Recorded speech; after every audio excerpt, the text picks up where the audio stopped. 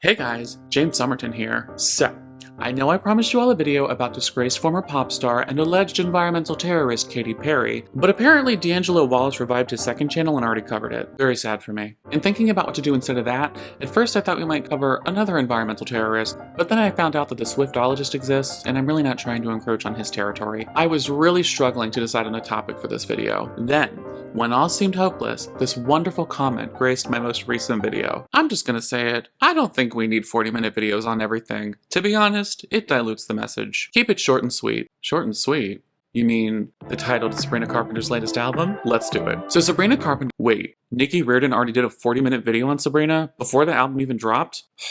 Are you kidding me? I can't catch a break. These gays, they're trying to murder me. You know what? Maybe this isn't a video about music at all. Maybe this is another video about the gays. And I think that our friend Sabrina Carpenter can help us get to our starting point. Last month, Sabrina Carpenter released her latest studio album, Short and Sweet, coming hot off the successes of lead-up singles Espresso and Please Please Please. Upon the album's release, the song Taste was revealed as its third single with a simultaneous music video drop. The music video for Taste is a Death Becomes Her inspired romp starring Sabrina alongside actress Jenna Ortega of Netflix's Wednesday fame, where she and Carpenter take turns at attempting to off the other one in a fit of jealous rage over a shared romantic object. The video closes with the two making out, accidentally killing the male love interest, and then laughing and reconciling at his funeral as everyone else sobs. Icon behavior. A lot of the conversation that came out of the music video was focused on the rumored meaning behind the song lyrics. Fans think Sabrina Carpenter's Taste is a dig at love triangle with Shawn Mendes and Camila Cabello. Is this Claro shade? But an equal amount of discourse was focused on the more sapphic elements of the music video. They invented lesbianism? Sure, why not? Sabrina Carpenter and Jenna Ortega's kiss has queer girls everywhere going crazy. We need to talk about Sabrina Carpenter and Jenna Ortega matching each other's freak in queer music video for Taste. Sapphic Twitter is not okay after Sabrina Carpenter and Jenna Ortega making out in Taste. New tweenage queer awakening just dropped. Queer.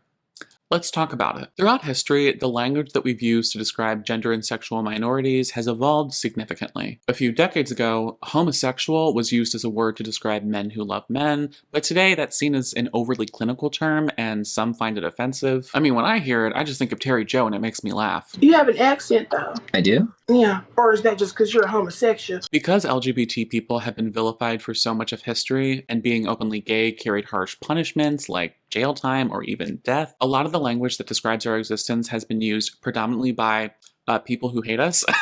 You've got fairy, sissy, the F slur, fruit, and of course, queer. Over the past several years, queer has become commonplace, to the point where today, it seems to be used almost as frequently as terms like gay or LGBTQ+ when describing the community at large. This has been primarily fueled by an increasing number of gay people who are choosing to reclaim the word, but that has not been without its backlash. In the first day of uploading my video about LGBT separatism, I seemed to attract a mostly transphobic audience. And I mean, that was expected. When you make a video about a contentious topic, you know that you're going to get people like that. And thankfully, that video eventually found a wider trans-affirming audience, but there's one comment that I received on that video that has continued to stick with me 2 months later. Gay, not queer. First of all, why are you yelling at me? Now listen, at only 30 upvotes, this probably seems like an insignificant comment, but it stuck with me for 2 reasons. One, before that video attracted a wider audience, it was my most upvoted comment, which tells me that there is a non-negligible number of people who have hesitations about using the word queer. And 2, as pointed out in a reply by commenter and friend of the show, Mrs. Voorhees, "Hey diva, just wanted to let you know that he actually doesn't even say the word queer once in this video." And it's true,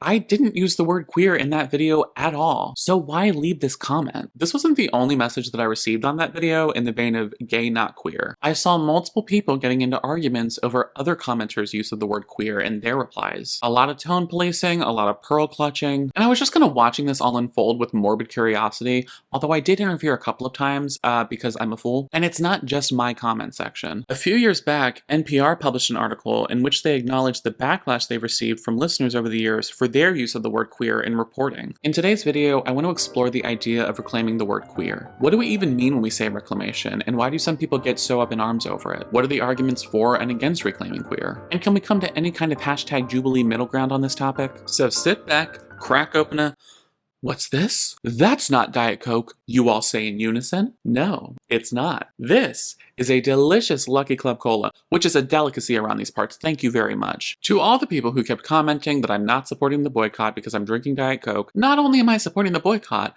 I'm also supporting local businesses. I am outwoking all of you. And this stuff is honestly miles better than Diet Coke, so I will be chugging away while the rest of you sip on your Diet Sam's Cola and try not to gag on it. Now that was Claro's shade, because as an indie artist, she can't even afford Sam's Cola. Okay, let's get into it. Part 1. What are you guys talking about? So the question we're asking here is if it's ever okay to reclaim a slur, which is to say when a marginalized group takes a slur that's been hurled at them as a pejorative and sort of turns it on its head. That could mean assimilating the word into a shared sense of identity, using it as a term of endearment, or something else entirely. Reclamation is an example of semantic drift, in layman's terms, the way that language changes over time. For a pretty relevant example of semantic drift, look at the word gay. Today, we use gay to describe men who love men, and sometimes as a general descriptor for all LGBT people, but at one point in time, the word gay just meant happy. I feel pretty and witty and gay, And we can also see semantic drift with the word queer itself. While today, we seem to be lost in a debate over whether queer is a hurtful slur that should be lost to time, or a valid expression of our evolving sense of identity, there was a time when the word queer was free from all of that baggage and just meant odd or unusual. I mean, if we're going to be technical about it, queer can still mean odd in the way that gay can still mean happy. It's just that those usages have fallen out of favor over time. The question of reclamation is not unique to the LGBT community. Every single marginalized group you can think of has had some slur thrown at them over the years. Some of those words have been reclaimed, and the same kind of debates break out in those in-groups. So, what are the arguments for and against reclamation? In their 2004 paper, A Queer Revolution, Reconceptualizing the Debate Over Linguistic Reclamation, Rob and Bronsema lays out what they see as the debate over reclamation, not just for the word queer, but for all slurs. At the heart of linguistic reclamation is the right of self-definition, of forging and naming one's own existence. Because this self-definition is formed not in one's own terms, but those of another, because it necessarily depends upon the word's pejoration for its revolutionary resignification, it is never without contestation or controversy. Bronsma points out, I think accurately, that the debate is often framed as a simple for or against issue, but in reality, it's more complicated than that. Side note, this paper does a pretty good job of explaining the history of the word queer, and it put me onto some good reading recommendations for the future, so if you're into that sort of thing, the link will be below. As Bronsma sees it, there are actually 3 different perspectives on reclamation. There's the first perspective, which says that slurs cannot be separated from their history and therefore should not be reclaimed. This is the camp that sees queer as a slur that could not possibly be used in a context where it isn't derogatory. For these people, queer remains a term of disparagement. Then there's the second perspective, which says that a slur can be separated from its history and therefore can be reclaimed. For these people, the idea is that we can take power back from homophobes by using the language that they use against us and either neutralizing the meaning or making it into a positive thing. This is why you've seen more LGBT people, particularly younger ones, using the term queer to describe themselves as a form of empowerment. Then there's the third perspective, which is that a slur cannot be separated from its history, but it should be reclaimed for that very reason. You might think that this is the same as the second perspective, but there are some key differences here, which we'll talk about later. So to summarize, you've got reclamation opposed, the history of the word is inseparable. You've got reclamation supported, the history is separable. And finally, you've got reclamation supported because the history is inseparable. And that's to say nothing of the fourth perspective, my view, which is that the history of the word can be separated, but we should not reclaim it, because akaya simowin aya miwin munyao o kakwa takehiweo ni na nine hiyawe pikisquan pisisik ni chekaste paichikan mekwach. So, which one of these stances is correct? Part 2. Everyone is wrong. Each of these viewpoints on reclamation has its limitations. Testing, testing. Oh, thank God. Oh my God, I was so scared for a minute. I thought the audio was off again. Whew, don't scare me like that. Let's start with the first group, the idea that the history of a slur is inseparable and cannot be reclaimed. This group completely ignores the way that language changes over time. They just plug their ears and go, la la la la la, semantic drift isn't real. The fact of the matter is, slurs can and have been reclaimed. The example Bronsma gives in their paper is the N-word. Oh God, this is dangerous territory for a munyao. That word is, by my very scientific estimates, approximately 1,000 times more hurtful painful and charged than the word queer. But even with that painful history, the Black community has still reclaimed it. It's interesting to me that Bronsma uses the N-word as an example, because I have had anti-reclamationists genuinely tell me, Queer is just as bad as the N-word. I'm sorry, what? What? Do I need to play the John Mulaney skit? First off, no. Do you know how I know it's not? We're not even saying what the N-word is. If you're comparing the badness of two words and you won't even say one of them, that's the worst word. 10 out of 10. Of course, there is a major distinction here between the usage of queer and the N-word, namely, that white people are obviously not allowed to use that word. At least I hope that's obvious by now. No, the N-word pass your black friend gave you is not valid. They said that as a joke. There is a crystal clear line separating the appropriateness of an in-group using a reclaimed slur and an out-group using it. As for the second perspective, that we can separate the meaning of slurs and they can be reclaimed, here's what Bronsma has to say. Although this goal of queer's reclamation is the depletion of its injurious power, the majority of those who support its reclamation are those who have no direct experience with queer as a term of abuse. Again, pain marks the generational division. Many, especially youth, who self-identify as queer, never had the term used against them as a homophobic epithet and therefore can easily use it with pride. There are no traumatic memories embedded in the word, no associations that with its enunciation recall tragedy, fear, hate, and rage. Generational divide does seem to be a pretty significant factor in terms of which side you fall in on this debate. While queer may not be used as commonly today as a slur, queer still carries a sting for many older gay people who are, let's be honest, traumatized by abuse. Every time they hear the word queer, it can be a painful reminder of homophobia, discrimination, gay bashing, the AIDS crisis. The list goes on. Of course, that's not true for all older gay men, so it's not entirely a generational thing. Think of pro-gay slogans like, "We're here, we're queer, get used to it," which were popularized back in the 90s. By the way, my preferred variant of that is, "I'm here, I'm queer, I'm not going anywhere."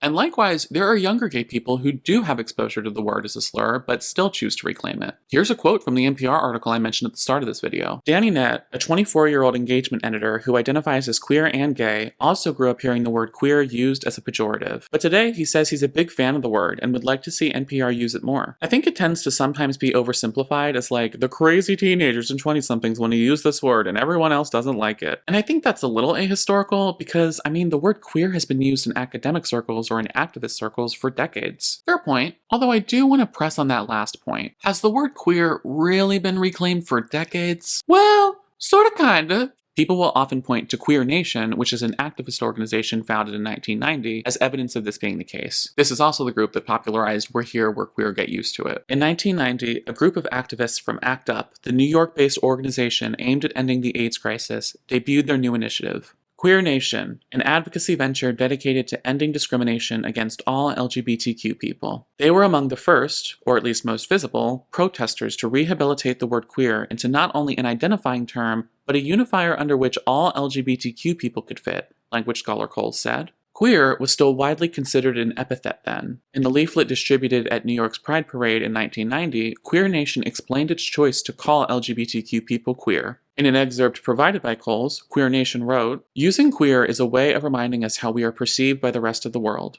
Yeah, queer can be a rough word, but it is also a sly and ironic weapon we can steal from the homophobe's hands and use against him." So, is that proof that the word queer has been reclaimed? I mean, to me, not really. Sure, it sounds like an important step in the process, but an activist group from 1990 using queer in their name for shock value is not the same thing as reclamation. And the idea that queer is a unifier under which all LGBTQ people can fit is clearly not true, considering we're even talking about this today. I've noticed that a lot of the discourse around the word queer essentially unfolds like this. Person A says they identify as queer, person B says, no, that's a slur and you shouldn't use it, and person A says, actually, this term has been reclaimed for decades. Oftentimes, in this community, when we get into these sort of micro-debates, we feel compelled to strike back with historical evidence to back up our view. Maybe we feel like history gives us an air of legitimacy, and honestly, that's rough. Because a lot of gay history is really hard to come by. That is, when it's not being plagiarized by my evil twin brother. But in my opinion, we're going about this in the wrong way. It's pretty obvious that today, queer is more common as an identity than it ever has been in history. But that's okay. Just because something's new doesn't mean it's bad. Sometimes new things are great. For instance, Claro wasn't invented until 2017. Look, if you find comfort and pride in learning about our shared history,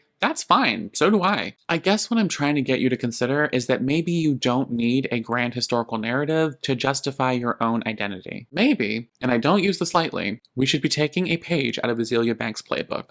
One of our interns here, she said that you make music for gays. I do.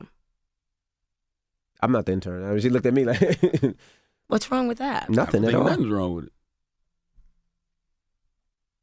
So, No, I'm saying what now? And then there's the third perspective, that queer cannot be separated from its history, and it should be used specifically because of that. I call this one the edgelord stance. The idea here is that the power of a word lies in its stigma, and that stigma should, in some ways, be upheld because it gives the word political power. If you're in this camp, you might not be in favor of news outlets using queer as an umbrella term because you might think it dilutes the word. And that kind of puts you at odds with the second perspective. If the goal of the first camp is to remove queer from our vocabulary altogether, and the goal of the second camp is to neutralize queer or make it into a positive thing, the goal of the third group is that we can control the word queer by harnessing its negativity. So the problem here is basically an overabundance of optimism. Like I said before, language is constantly evolving, and we actually have very little control over how that goes. As an example, Bronson must cite Stokely Carmichael, a civil rights activist who helped to popularize the Black Power movement and called for Black to be taken on as an identity in the US. Black was for Black brothers and sisters who were emancipating themselves. Black was a confrontational repudiation of whiteness and the rejection of assimilation that sought to revalue that which was so intensely despised, Blackness. This revolutionary revaluation was intended for Blacks by Blacks, yet, when whites became familiarized with the term, they perceived that this was an unobjectionable way to talk to Blacks about Blacks. The original energy of Black was betrayed and subsequently died as it was not used with the same vital radicalism. Instead of forcing racists to confront their hatred and speak it out loud, their racism was simply given a new mask to wear. Once Black was mainstreamed, it was also doomed. Perhaps a necessary outcome of a dubiously successful reclamation. I honestly had no idea about the history of the word Black until I read this paper. And yeah, today the word Black has lost all of its edge and has simply become the most common way to describe people with African ancestry. As I'm sitting here though, now I'm wondering if this is why some older people still default to the term African American because they think it's less offensive. And honestly, after reading this paper, now I'm worried. Well, we've gone through the arguments for and against reclamation, and they each have their merits as well as their limitations. So, No, I'm saying what now? Part 3. So, what now? Reclamation is one of those tricky topics that probably won't ever have consensus. And it's a messy process, with perspectives far more complex than we've discussed so far. Some people identify as queer as opposed to gay or lesbian because they feel like those terms obfuscate a more complex view of their own gender and sexuality. They want to challenge the underlying assumptions that some people have to fit everybody into a neat little box. I've heard some people say, well, what does queer even mean? But like, for these people, that's kind of the entire point. That's the appeal behind an amorphous blob of a label like queer. And there are people who are opposed to reclamation for different reasons. Some people feel the word queer is being diluted with terms like queer heterosexuality, which, girl, not today. I've seen some gay people say, queer is too open, and at this point, we are flinging the doors open to straight men who want to paint their nails. well, you know what? I'll be brave and say what no one else will say. I think that straight men who paint their nails should be allowed in the queer community. Ultimately, wherever you stand, reclamation is a personal choice. My choice to not use the word queer as an umbrella term is deliberate. I know plenty of people today identify as queer, and I support that. But personally, I'm a little bit too familiar with its history as a slur. When I was in high school, I heard queer thrown around a lot. If I'm being honest, I heard it more than the F slur. And maybe that's just because of the area I grew up in. After all, there's no single gay experience. But as I recall it, the F slur was usually reserved for people driving down the road and yelling it at you out the window. Or, you know, edgy teenagers creating anonymous accounts and using it on message boards. Basically, again, from my experience, the F slur was something that people were too afraid to say to your face in broad daylight. And that probably influences the way that I see queer because it was almost treated like a socially acceptable slur.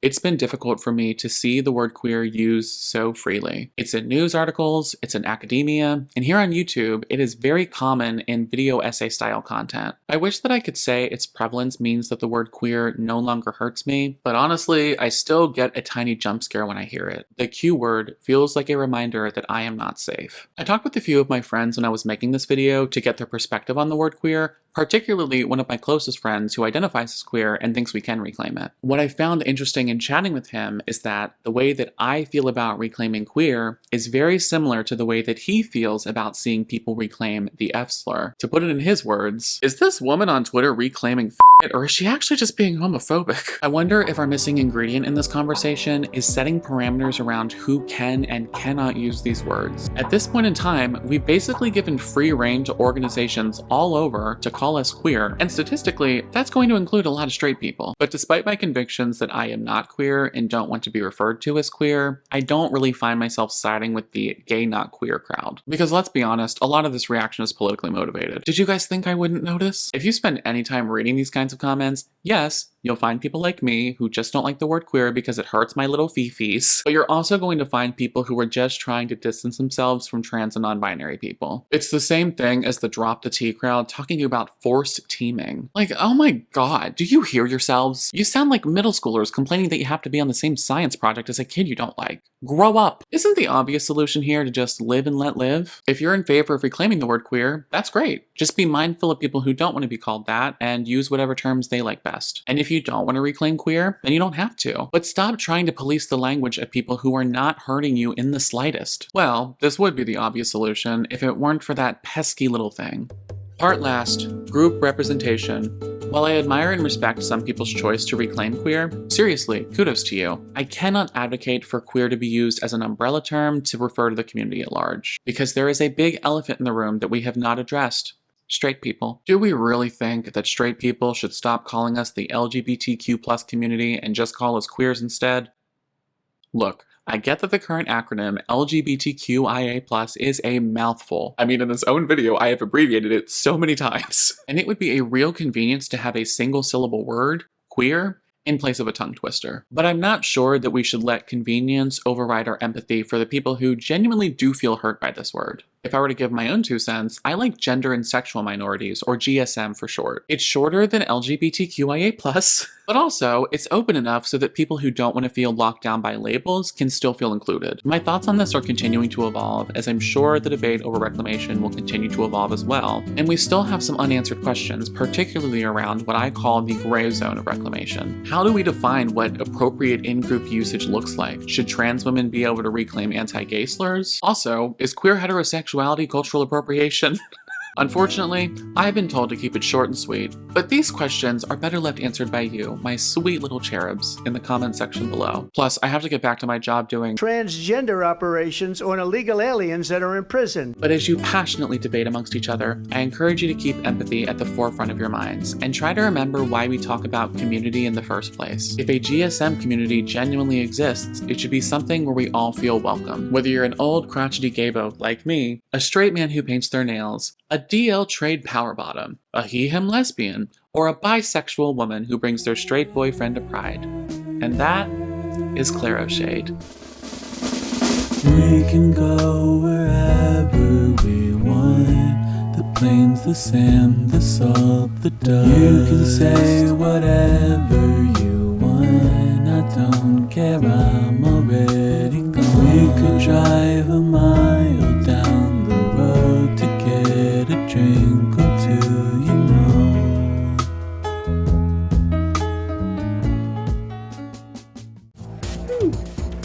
How queer.